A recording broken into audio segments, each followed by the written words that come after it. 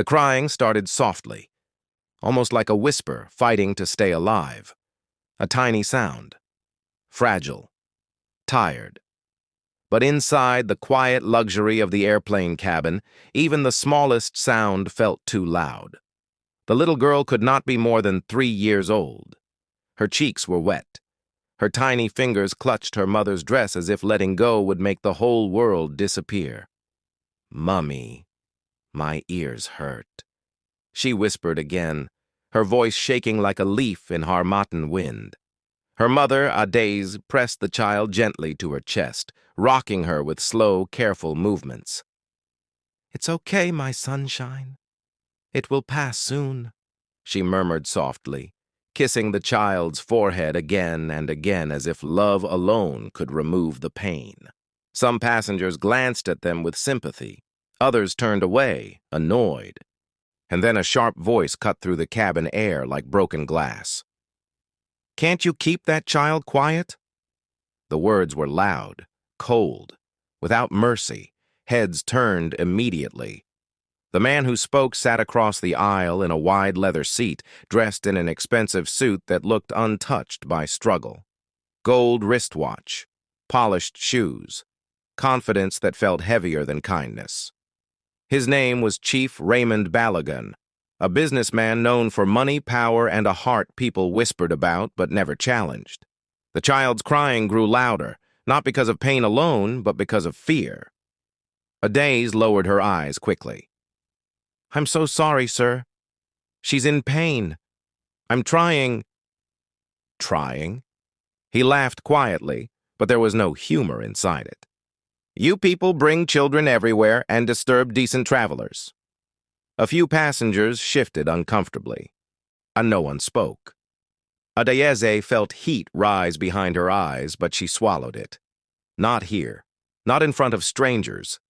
She had learned long ago that poor people must swallow tears the way rich people swallow pride, without choking. "I apologize," she whispered again. But the man was not finished. "Maybe if you cannot afford proper care, you should not be flying at all." The words landed like slaps no one could see, but everyone could feel. Her daughter tightened her grip around her neck. "Mummy, I'm scared." Adaze closed her eyes for 1 second. Just one.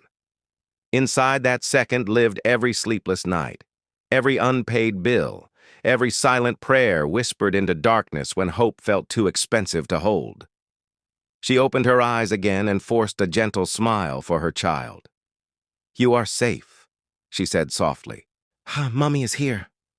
But the humiliation did not stop. Chief Balogun pressed the call button sharply. A flight attendant hurried over, her professional smile already trembling. "Yes, sir. How may I help you?" "This noise," he said, pointing openly at Adaeze and her child, "is unacceptable. I paid for peace, not a crying nursery." The attendant hesitated. Her eyes moved to Adaeze, then back to the powerful man whose name everyone in Lagos seemed to know. "Sir, the child is just uncomfortable during boarding." "I don't care," he snapped. "Either you control this situation or I will make one phone call and this airline will remember today." Silence fell like heavy rain. Fear has a smell, and in that moment, it filled the cabin. Adaze's heart pounded so loudly she wondered if others could hear it. She had faced hunger, loneliness, even nights when the future looked like a locked door.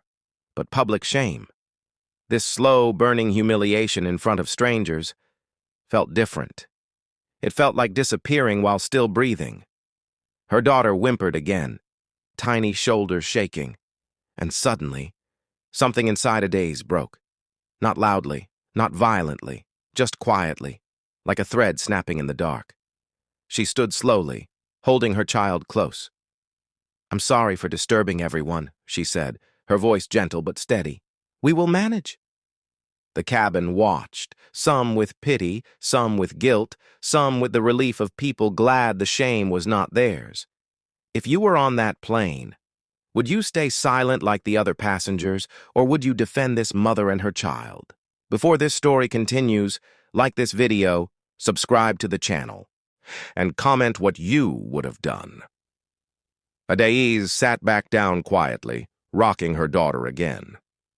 Minutes passed. The crying slowly softened into weak, tired breaths. Peace. Almost. Then the captain's voice came through the speakers, warm and calm. "Cabin crew, prepare doors for departure." Relief should have followed. But instead the storm was only beginning. Chief Balogan leaned toward the aisle again, his face tight with irritation. "This is my final warning," he muttered loudly. "If that child makes one more sound, she leaves this aircraft." No one challenged him. Because power, when mixed with arrogance, often sounds like authority. Adaize heard the words clearly, and for the first time, fear touched not just her heart, but her future. This flight was not luxury, it was hope, a new job, a new beginning. So a chance to finally breathe without counting coins. If she lost this seat, she might lose everything. Her daughter stirred again, a small cry escaping before she could stop it. Chief Balogan exhaled sharply, as if patience itself offended him. "That is enough." He raised his hand. The flight attendant returned, this time with worry written openly on her face. "Sir, please." "Remove them," he said coldly. "Now." The words froze the air. Passengers stared. Some mouths opened, but courage did not follow. Adaize's chest tightened. For a moment she could not breathe. "Please," she whispered, barely audible. "I beg you. We have nowhere else to go." But Mercy was not seated in first class that day. Chief Balogan did not even look at her. "Take them off this plane." And just like that, her world began to fall. As the flight attendants approached slowly, torn between rules and humanity, Adaize held her daughter tighter than ever before. Tears slid silently down her face. Not loud, not dramatic, just the quiet tears of someone who has run out of places to be strong. The aircraft doors were still open. The runway lights blinked in the distance. And somewhere beyond that darkness waited a future that could change everything, if she was allowed to reach it. Adaize lifted her eyes to the sky and whispered one sentence only God could hear. "You see this shame. Please turn it into justice.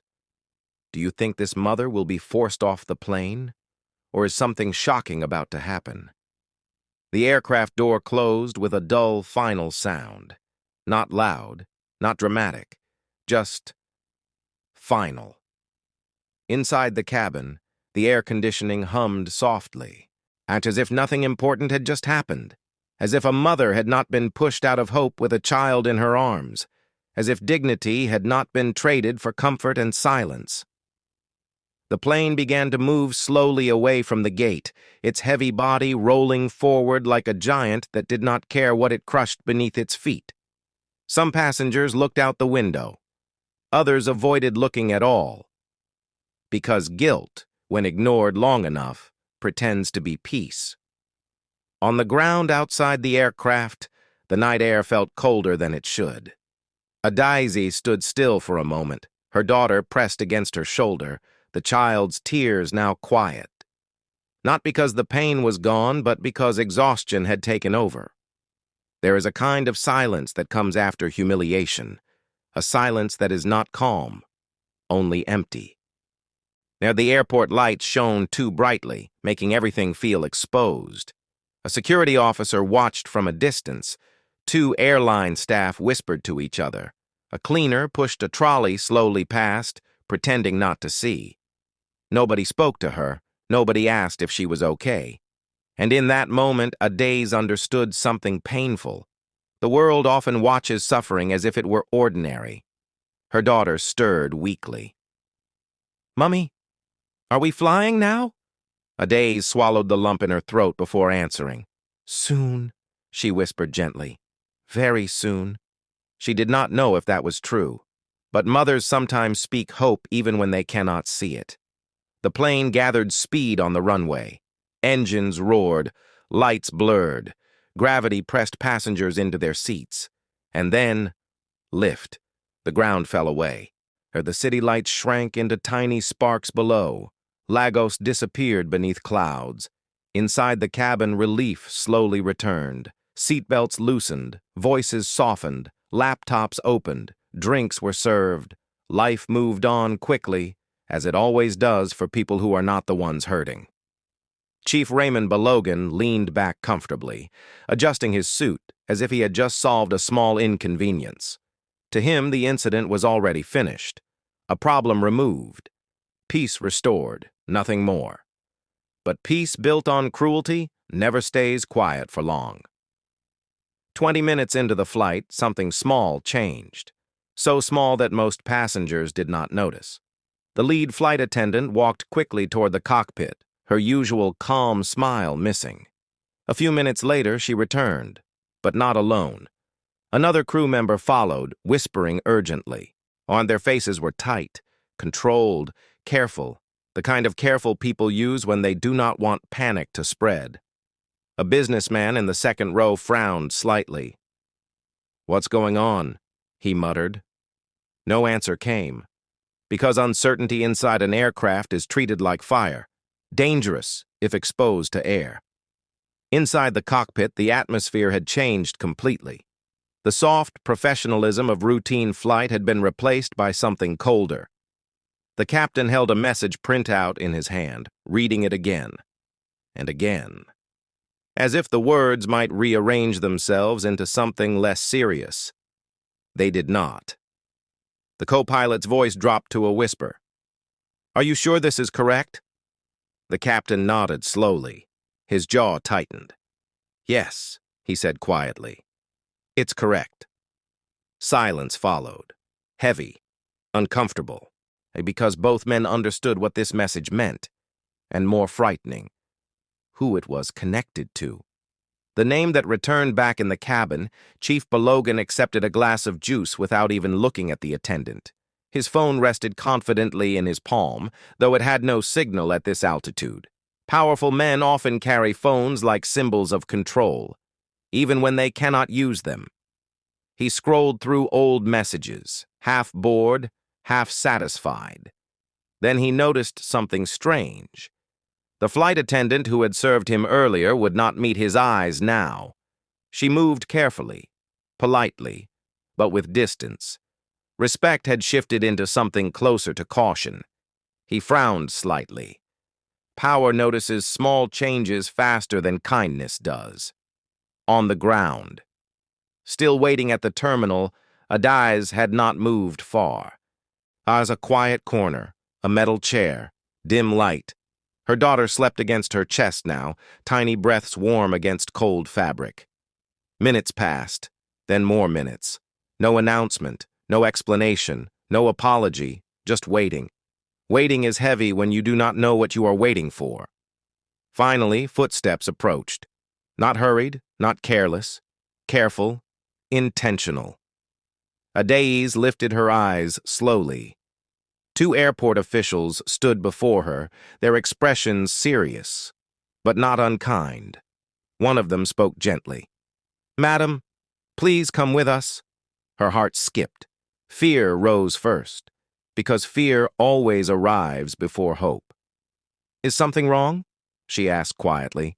The official hesitated, then answered in a tone too respectful for ordinary trouble. "No, madam.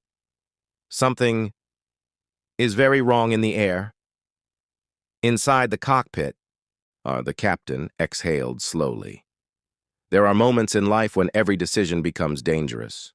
This was one of them. He reached for the intercom button, then stopped. Not yet. Because once passengers heard the truth, nothing would feel normal again. The co-pilot spoke softly. "We cannot ignore this." The captain nodded. "I know." Another silence. Then one final sentence. "Prepare to inform the cabin." Chief Balogan shifted in his seat again, an unfamiliar discomfort creeping into his chest. Not fear. Not yet. Just unease. The kind that arrives before bad news. Across the aisle, an elderly woman who had watched everything earlier closed her eyes quietly and whispered a prayer. Sometimes the heart senses consequences before the mind understands them. The intercom clicked. Static whispered briefly through the cabin. Every small sound suddenly felt louder. The captain's voice began, calm, controlled, but different from before. "Ladies and gentlemen," he paused. Just 1 second. But inside that second lived a truth heavy enough to change every life on board. "We have received—" The sentence stopped, not completed, not explained, just silence. Because at that exact moment, a second emergency message appeared on the cockpit screen, more urgent, more serious, impossible to ignore. The captain's face drained of color. The co-pilot stared in disbelief. And both men understood the same terrifying reality. Removing that woman from the aircraft had triggered something far bigger than a passenger complaint. High above the clouds, and inside a plane filled with people who thought their journey had already begun, a single decision made on the ground was now rising toward them like an invisible storm. And before anyone could prepare, before apologies could be spoken, before regret could turn into mercy, the aircraft suddenly shuddered with a violent, unnatural jolt that no normal flight should ever feel. Gasps filled the cabin. Drinks spilled. Seatbelts snapped tight. Chief Raymond Balogan gripped his armrest, his confidence cracking for the very first time. Because deep inside his chest, a frightening thought finally formed. What if the woman he humiliated was the only person who could have stopped what was about to happen next? And in the cockpit, the captain reached for the emergency control with trembling fingers, knowing that the next few minutes would decide who survived this night and who would spend the rest of their lives wishing they had acted differently. The first scream did not come from fear. It came from confusion. A sharp, sudden sound from the back of the cabin when the aircraft shuddered again, harder this time, like something unseen had grabbed the metal body and shaken it in anger. Seatbelts pulled tight across chests. Overhead bins rattled. A plastic cup rolled slowly down the aisle, the thin splash of spilled juice tracing a crooked line toward the feet of passengers who had stopped breathing. For a moment, nobody spoke. Because when danger arrives without warning, silence is the body's first prayer.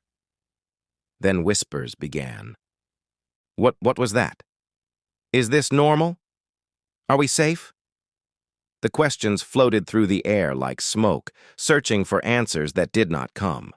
Chief Raymond Balogan tried to sit straighter, to hold on to the confidence that had protected him his entire life. Powerful men are trained never to look afraid, but his fingers betrayed him. They tightened slowly around the armrest until the knuckles turned pale. Another tremor passed through the plane, short, violent, wrong, and this time, the fear was real. A baby cried somewhere behind him. A woman began whispering prayers in Yoruba. Someone pressed the flight attendant call button again and again, the soft chime now sounding like an alarm nobody wanted to name. Still, the crew did not speak. Not yet, because inside the cockpit, the truth had finally opened its eyes. The captain's headset trembled slightly against his ear as the voice from air traffic control repeated the message, slowly, clearly, leaving no space for misunderstanding. The passenger removed before departure was not ordinary. She was listed under a protected emergency travel authorization connected to a medical transfer chain that crossed 3 countries. Without her presence on board, a coordinated clearance system had collapsed.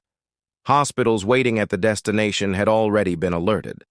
Authorities were asking questions. And now, new data was appearing. Data that made the captain's chest feel too tight for breath. Because the disruption was not only legal, it was technical. A critical verification tied to the aircraft's emergency routing had depended on that authorization code being active in the manifest.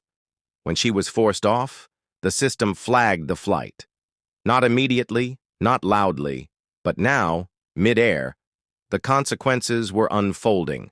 The co-pilot swallowed hard. "What are our options?"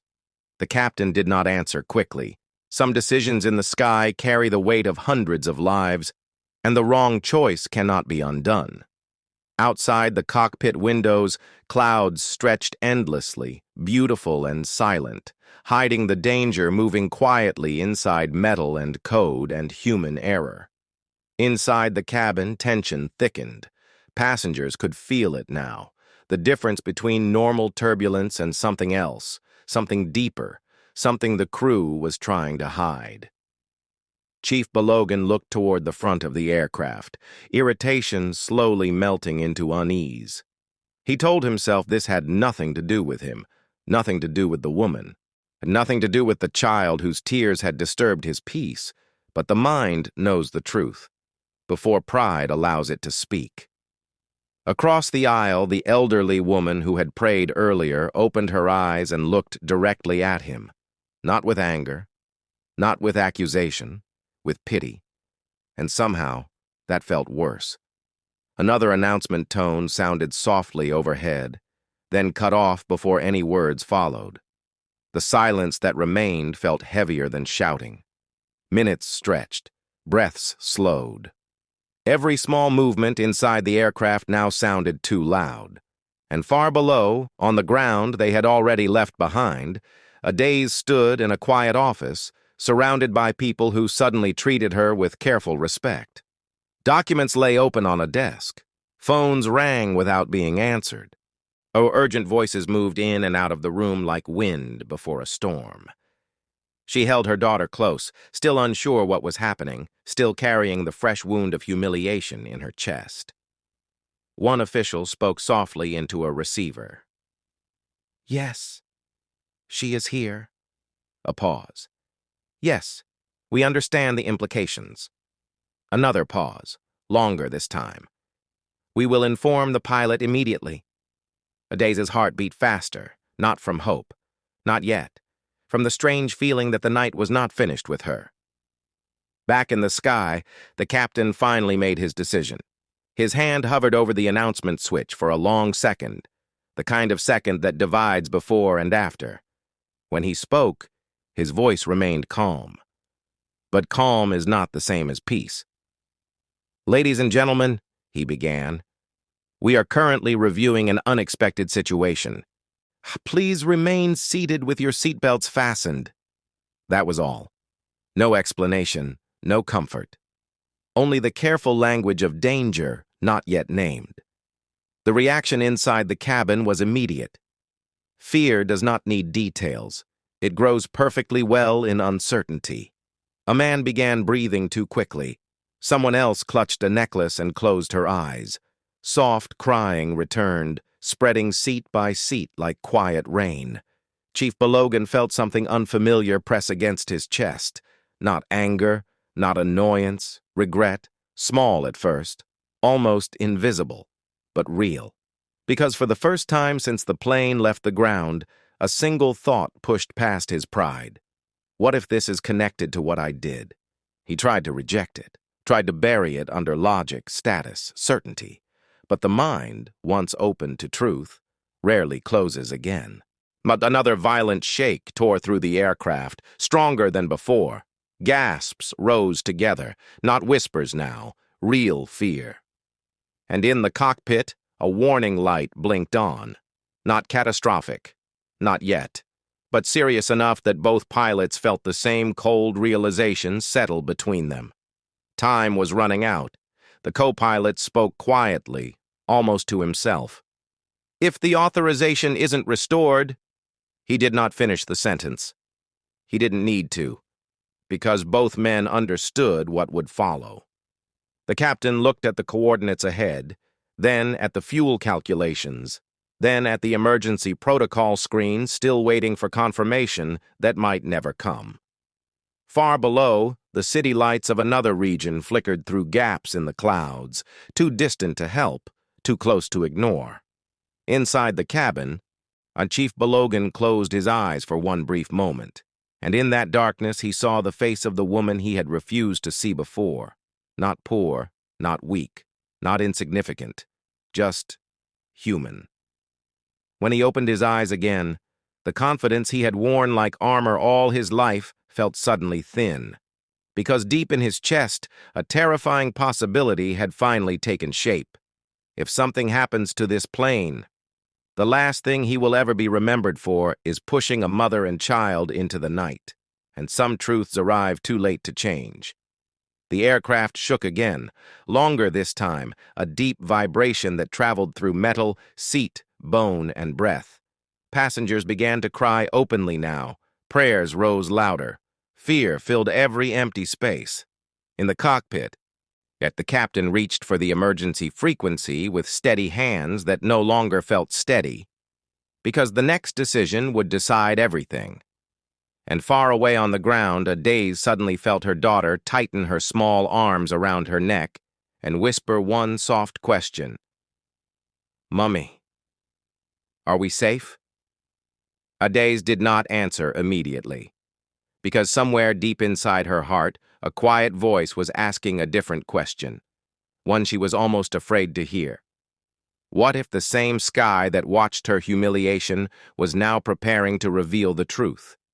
And high above the clouds, as alarms prepared to speak words no passenger ever wants to hear, the aircraft began a slow, unnatural descent that no one had been told to expect. What do you think is about to happen next? Is this the beginning of justice or a greater tragedy? Share your thoughts in the comments. Like this story if you believe every action has consequences, and subscribe to continue into the moment that will change every life on this flight forever.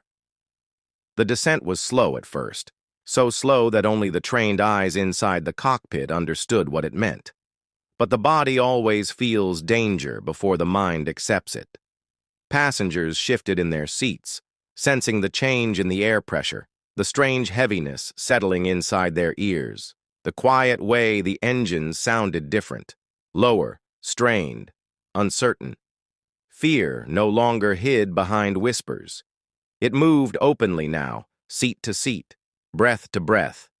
A woman began to cry without trying to stop herself. A young man pressed his forehead against the seat in front of him and muttered prayers too fast to understand. Some passengers reached for strangers' hands, not caring who they belonged to, only needing proof that they were not alone. Chief Raymond Balogun sat frozen in the middle of it all. For the first time in many years, money meant nothing. Power meant nothing. Influence meant nothing. Because at 30,000 feet above the earth, every human heart beats the same way when it is afraid. His throat felt dry, his chest tight, and the memory returned again, clearer this time, sharper than before. The small child crying, the quiet mother apologizing, the moment he chose comfort over compassion. He swallowed hard, but the feeling would not go away. Regret is patient. It waits until escape is impossible before speaking. Inside the cockpit, the captain's voice remained calm, but his hands told another story. But every instrument mattered now, every number, every second. The authorization signal tied to the removed passenger had triggered a chain of protocol failures that could not simply be ignored mid-flight. Emergency routing permissions, landing clearance priorities, and automated coordination systems had all shifted into restricted status. Without correction, the aircraft could not continue safely to its destination. Turning back was no longer a choice. It was survival. Air traffic control voices overlapped in his headset, urgent but controlled, guiding, calculating, searching for the narrow path that still remained open, fuel margins, weather patterns, nearest approved runway, all of it moving together like pieces of a puzzle that had suddenly become fragile. The co-pilot wiped a thin line of sweat from his forehead and asked the question both of them were trying not to ask. "If we had not removed her..." The captain did not let him finish, because some truths hurt more when spoken aloud. Far below, hidden by darkness and cloud, the earth waited in silence. Inside the cabin, the tension reached a breaking point when the seatbelt sign flashed again and the aircraft dipped slightly, just enough to pull a chorus of gasps from every row. A child screamed. Someone shouted the name of God. Hands clutched armrests, clothing, anything solid. Chief Balogan felt his heart slam painfully against his ribs. And suddenly, without planning to, without even understanding why, he whispered one broken sentence into the empty space in front of him. "I'm sorry." No one heard it. But the words still existed. And sometimes the heart needs confession even when forgiveness feels far away. Minutes passed like hours. The aircraft continued its controlled descent, guided carefully through layers of cloud that glowed faintly with distant city light. Then, at last, the captain's voice returned to the cabin. Steady, measured, honest enough to calm, but not enough to reveal everything. "Ladies and gentlemen, we will be making an unscheduled landing shortly. Please remain calm and follow all crew instructions." No panic in his tone, no fear. But the word unscheduled echoed loudly inside every mind. Because unexpected landings carry stories people never want to live through. Passengers prepared in silence. Tears dried slowly. Prayers softened into quiet breathing. Hope and fear stood side by side, waiting to see which one would survive the night. Chief Balogan closed his eyes again, but this time he did not see wealth or status or victory. He saw the airport gate, the open aircraft door, the mother standing alone with her child, and for the first time he wished, truly wished, that he had chosen differently. High above the runway lights now coming into view, the aircraft aligned carefully with the narrow strip of safety stretching through the darkness. Inside the cockpit, the captain focused on the landing path with complete concentration, pushing every other thought away. Because survival demands clarity. Nothing else. The ground rose slowly to meet them. Closer, closer. Breaths stopped across the cabin. Time itself seemed to hold still. Then, the wheels struck the runway, hard, loud, real. A violent jolt ran through the aircraft, followed by the long, rushing roar of reverse thrust as metal fought speed and gravity together. Passengers cried out, then cried again, but this time the sound was different. Not fear, relief. The plane slowed, shuddered once more, and finally rolled into fragile, unbelievable stillness. For several seconds, nobody moved. Nobody spoke. Because survival sometimes feels too sacred to disturb with sound. Then quiet sobs of gratitude spread through the cabin like soft rain after a storm. People hugged strangers, whispered prayers, covered their faces with shaking hands. Chief Raymond Balogan remained still in his seat, staring ahead at nothing. Alive, breathing, given another chance he did not deserve. But the night was not finished with him yet. Outside the aircraft windows, bar flashing emergency lights painted the darkness in red and blue. Vehicles surrounded the plane. Officials moved quickly across the runway. Not the normal welcome of arrival, something heavier, something waiting. Inside the cabin, confusion slowly replaced relief. Why so many authorities? Why the urgency? Why the tension that still had not disappeared? The aircraft door remained closed longer than expected, and in that long, silent pause, before anyone was allowed to stand, before any explanation was given, before truth fully revealed itself, Chief Balogan felt a quiet certainty settle deep in his chest. Surviving the landing was not the end of this story. It was only the beginning of his judgment. Because somewhere beyond that sealed aircraft door, under the same night sky that had watched everything happen, someone was waiting. And when that door finally opened, the life he knew would not be waiting on the other side. Only consequences. For a long moment after the aircraft stopped moving, no one stood up. It was not because the seatbelts were still fastened. It was because something invisible had settled inside the cabin, something heavier than fear, quieter than relief, and far more difficult to escape. Survival changes the way people breathe. Some passengers cried softly into their palms. Others stared ahead as if trying to understand why their lives had been returned to them. The engines powered down slowly, their fading hum sounding almost like a tired sigh after carrying too many secrets through the sky. Chief Raymond Balogan remained frozen in his seat, alive, unharmed. Given another sunrise he had not earned. But the feeling inside his chest was not gratitude, it was weight. Because deep down, he already knew that walking away from danger did not mean walking away from truth. Outside the windows, flashing red and blue lights surrounded the aircraft, painting the metal body in restless color. Emergency vehicles waited. Security officers moved with quiet urgency. Not the welcome of travelers arriving home, the silence of something unfinished. A murmur passed through the passengers when the aircraft door finally opened. Cool night air entered first, fresh, sharp, honest. Then came the officials, uniforms pressed, faces serious, eyes searching the cabin not with panic, but with purpose. The lead officer spoke quietly with the flight attendants, glancing once toward the passenger list in his hand. Then he looked up, straight toward the middle rows, straight toward Chief Raymond Balogan. And in that single glance, everything changed. The officer began walking slowly down the aisle. Each step sounded louder than it should, not because of the floor, but because of what the steps meant.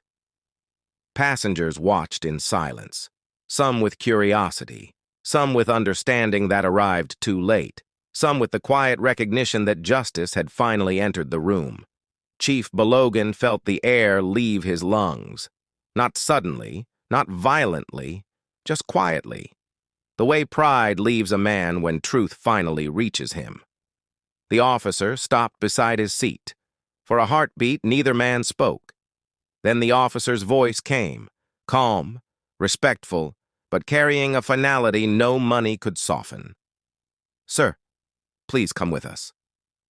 4 simple words. No anger, no shouting, and no humiliation. Because real consequences do not need to raise their voices. 1,000 memories rushed through Balogan's mind at once. The crying child, the quiet mother, the moment he chose comfort over compassion. He opened his mouth slightly, as if searching for words that could undo the past. None came, because regret speaks clearly inside the heart, but rarely finds language outside it. Slowly he stood, not as a powerful man leaving first class, but as an ordinary human being walking toward the truth he had tried to ignore. The passengers moved their legs aside to let him pass. No one insulted him. No one celebrated. Silence followed him down the aisle. A silence filled not with hatred, but with something deeper. Understanding. At the aircraft door, the cool night air touched his face again. This time it felt different. Cleaner, sharper, impossible to escape. And there, just beyond the waiting officers, standing quietly beneath the airport lights, was Adaiz. She held her daughter gently against her shoulder. The child slept peacefully now, unaware of the storm that had passed through so many hearts. Adaiz did not look angry. She did not look victorious. She did not even look surprised. She simply looked calm. The kind of calm that comes after pain has spoken its last word. For a long second, their eyes met. No crowd, no noise, no pride left to protect either of them. Just truth. Balogan felt something break open inside his chest. Not loudly, not dramatically, but deeply enough that he knew nothing in his life would ever feel the same again. He tried to speak, his voice rough with everything he could not carry anymore. But Adaiz raised her hand gently. Not to silence him with anger, to stop him with peace. Because some apologies arrive too late for words, yet still early enough for understanding. She looked at him with eyes that held no hatred, only a quiet lesson the night itself seemed to whisper. Power without compassion is emptiness, and mercy, even when undeserved, is the strongest justice of all. Tears filled Balogan's eyes before he realized they were coming. Not the loud tears of fear, not the desperate tears of punishment, but the quiet tears of a man finally seeing himself clearly. The officers guided him forward gently. No struggle, no resistance, because the hardest prison is the one inside the heart. Adaze watched him go without speaking again, not because she had nothing to say, but because the lesson had already been given. She shifted her daughter slightly in her arms and turned toward the open space of the terminal ahead. A new beginning waited there, not rich, not easy, but honest. And sometimes honesty is the greatest miracle life can offer. As she walked forward, the first light of dawn began to touch the edge of the sky, soft gold breaking through the darkness of night. Passengers leaving the aircraft paused quietly as they saw her. Some lowered their eyes in shame. Some whispered gentle apologies. Some simply watched, knowing they had witnessed something they would remember for the rest of their lives. Adaze did not stop. She stepped into the morning slowly, her daughter warm against her shoulder, her heart lighter than it had been in a long time. Because the sky that had seen her humiliation had also seen the truth. And truth, and no matter how long it waits, always finds its way into the light. The sun rose quietly over the runway. Not loudly, not suddenly, just steadily. The way healing comes to those who keep walking, even after the world tries to push them down. And somewhere behind her, a man who once believed money was power finally understood something greater. The true measure of a life is not how high you rise, but how gently you treat those who cannot stand as tall as you. The morning grew brighter.